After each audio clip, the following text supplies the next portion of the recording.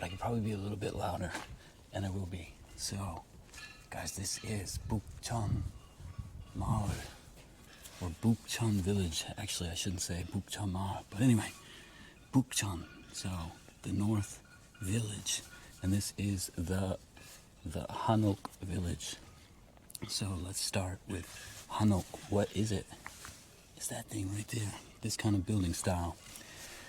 And so why is it called a Hanok? You probably wonder, or what is the meaning of Hanok? Hanok's two parts. So it is Han, which means Korean, and Ok, which means building. If you studied Korean at all, you know the alphabet is called Hangul. So that's the Korean alphabet. And Korean food is called Hanshik, and so on and so forth. And Ok just means building. Super beautiful, right?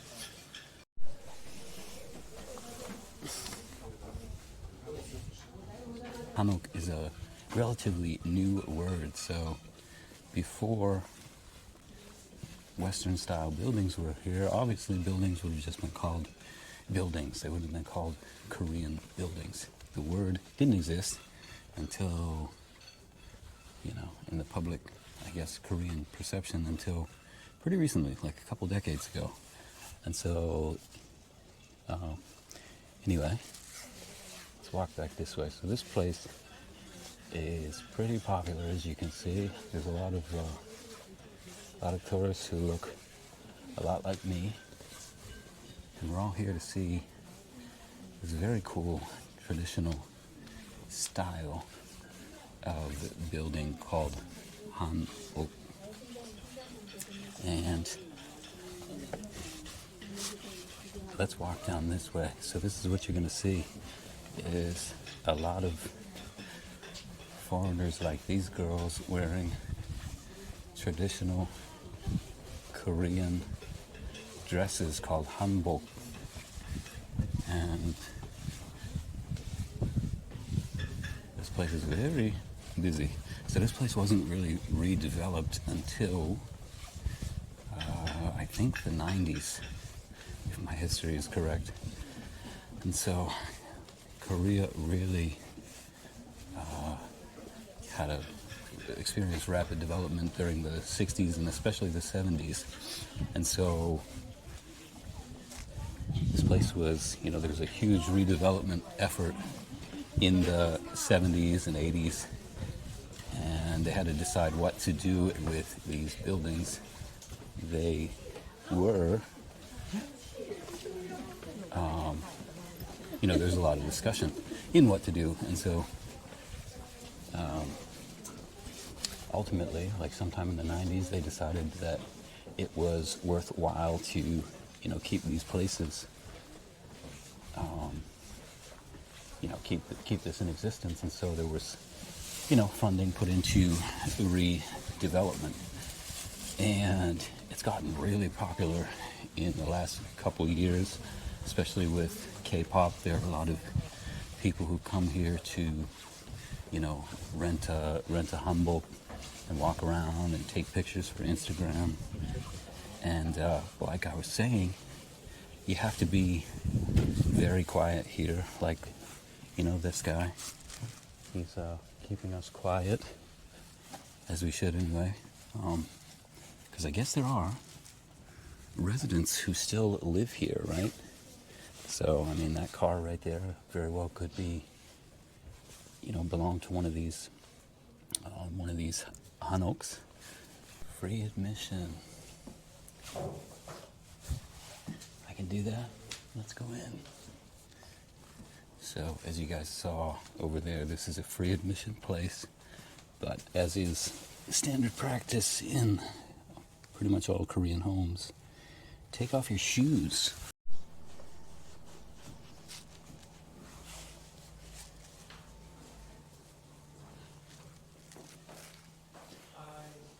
Hello. So guys, I was talking with this gentleman over here, and we were discussing this flag, trying to figure out what it means. We were both very confused, but had to look back at this, and so we finally figured it out. So these all have certain meanings. And let's take a look and try to figure it out. Because the orientation of this flag is a little bit strange. So there's 6 here. This is kon. Kon. Then this one is kon. Right? Yeah. And then kam, di. Anyway, what they mean, so they're all associated with certain things.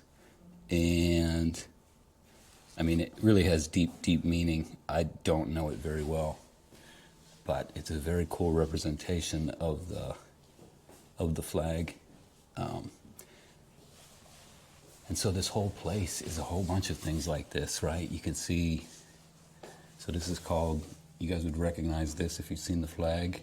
This red part is called yang and and this is another representation of the flag right here. This one as well.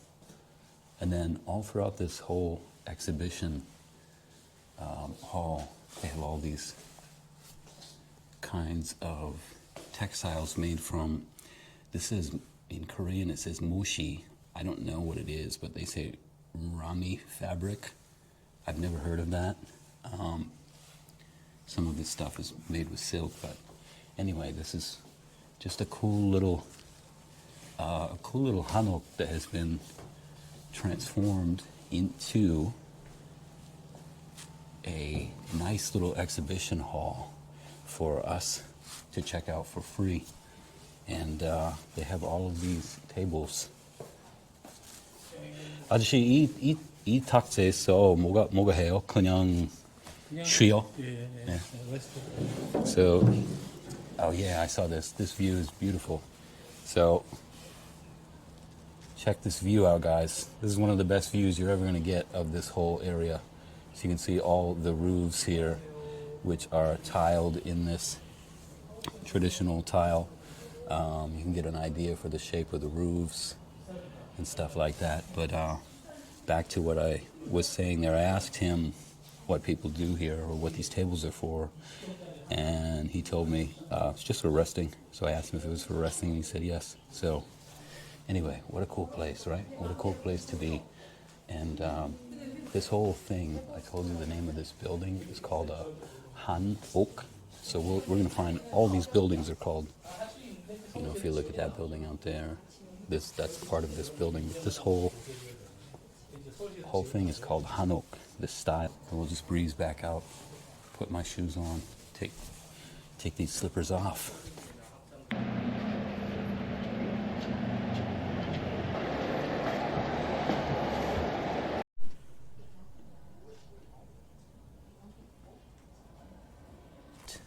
This place has become very popular.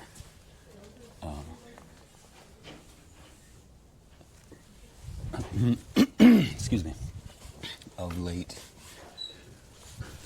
And so it is filled with a lot of tourists. There we are.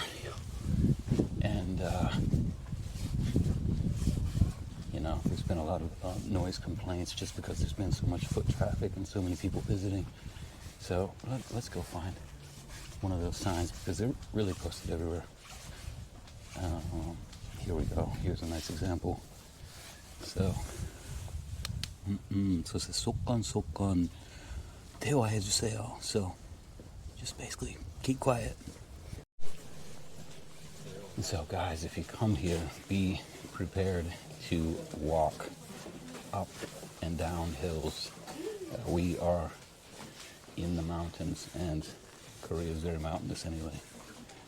And so you're going to be going up and down these alleyways, which kind of brings me to the next point about this style of building right here. So this whole, like I said, this, I mean, you can see this is all an alleyway. And so you might imagine that most of these buildings are all kind of oriented the same in alleyways, but that's not actually true. So this kind of Hanok is called golmok, which means alleyway, Hanok. But there are other styles too. So there are Hanok buildings which are called Madang Hanok. Madang means yard. I don't know if we can find any of these here, but anyway, the point I'm trying to make is that there are various styles.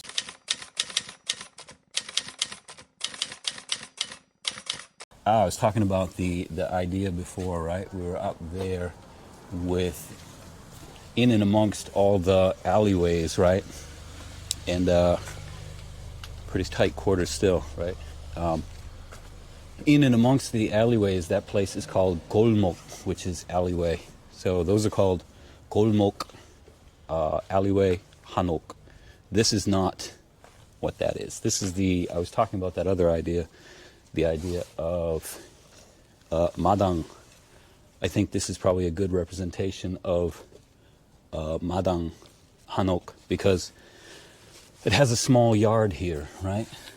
You guys should also note the shape of this Hanok. So they come in like 3 shapes. So this one, there's L-shaped. Obviously this is not that. Then there's U-shaped, which this is, right? So if you can imagine this, it would obviously be like my hand's not very smart because I'm not very smart, but a U shape, right? You can see it. So there's the U shape, and then there's also square, which you can imagine what it looks like, right? Would have a kind of a fourth wall there, and then in the center would be an atrium. Like I said, it's very mountainous here.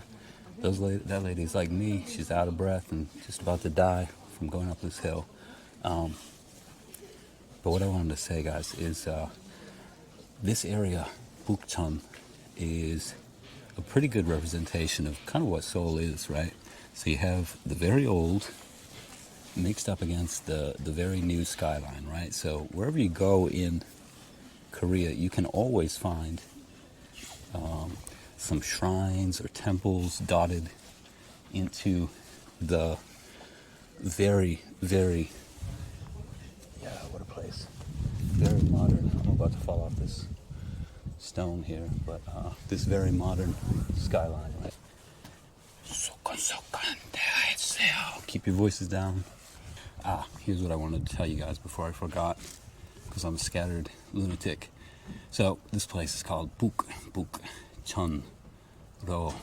Okay, that doesn't matter. Number 11 road doesn't matter, but anyway, this place is called Bukchon if you come here. Bukchon. So Buk means north, Chon means village. So that sounds like a very generic name, but it has a lot of meaning. So these buildings these Hanok, these kind of representative buildings existed in the Joseon era, which went from 1392 until, I want to say, 1897, I believe was the exact date. It's like 505 years was the Joseon dynasty. And this is Bukchon. This is the place where the elite would have lived, especially like government officials. What a great view. So government officials would have lived here, and some other elites. But so this is the North Village. That was their place. There is a stream that divides this place, which is called Cheonggyecheon, which still exists. Maybe I'll take you guys there sometime. Maybe even today, I don't know. But Cheonggyecheon divided the North Village from Namcheon, which is the South Village, which has traditionally been associated with the Japanese. Namcheon is, in my mind, that's probably why, and I may be entirely wrong here, but that's probably why the Bukchon was chosen for redevelopment, right? Because it has a positive association historically, whereas Namcheon, the South Village, doesn't. So we're also between a couple palaces. So there is another very popular spot around here, guys. It's called, those palaces are very popular. So there's Gyeongbuk Gung, sorry, and Changdok Gung. So Gung means palace, and we are right kind of in the center of them. So one is over there. I don't know if that's Changdok Gung or Gyeongbuk Gung, but anyway, we are right in the center of these two palaces. I just asked this guy back here which palace this is, and he said that is Gyeongbuk Gung. So he wasn't 100% sure. Gyeongbuk Gung이요? Gyeongbuk Gung?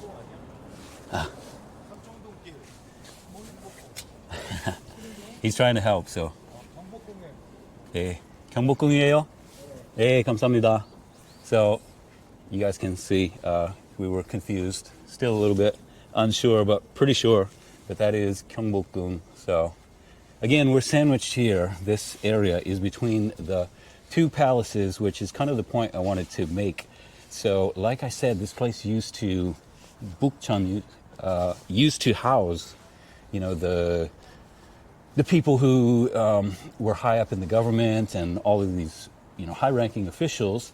So back in the day when this was, you know, not the modern place it is today, when it was, you know, old traditional Korea, it would have made sense to have the officials between, you know, this palace in the background and wherever the other palace is over there, because if you're working in the, you know, if you're working in the government, you want to be able to go between A to B and get things done. So very logical place for Bukchon to be. So let's go down here and try to find, see if we can find some food. Some food would be good. Here's it's not really a Hanok, but you can get Hanbok, which is, you saw all the girls all over this place wearing the rented Hanbok. So maybe back to that idea of Han means Korean again. Hanbok. Bok means dress. So not like female dress exclusively. Bok is just used for kind of clothing. So anyway, Korean clothing was called, or traditional Korean clothing was called Hanbok. So, guys, here's a pretty cool wall of famous Korean activists. I don't know, I know his name, An Chang-ho, but I don't know what he did. But if we go down here, this girl is pretty well known to the point that I know her. So her name is Yoo Kwan-sun, and she was an activist who, she ended up dying after being imprisoned in 1920 under Japanese colonial rule. So she was like 17 years old, and she's become like a symbol of kind of like a Joan of Arc symbol for Koreans, because she was imprisoned and ultimately died at 17 years old after protesting against the colonial rule. So anyway, I don't want to fixate on that, but there are a bunch of interesting kind of activists and freedom fighters for, you know, throughout Korean history here, and it goes on and on. Because I found something to eat, a little snack called keranbang, which is, oh, this says cheese in it. 치즈 안에 들었어요? 이거에서 치즈 안에 들었어요. 아, 네, 감사합니다. 아, 네. So I got this. I was asking her if this has cheese in it. It does. But anyway, this is keranbang, which is egg bread. It's a great snack, one of my favorite snacks. You guys should come check this place out if you want to get this. I'm going to show you what it looks like inside. She's also selling hot dog, which is she sells a kind of a unique one, but it's bigger and it's not fried. It's not as greasy as the kind of normal one, but I might try that after. Anyway, I'm going to show you what this is all about. So,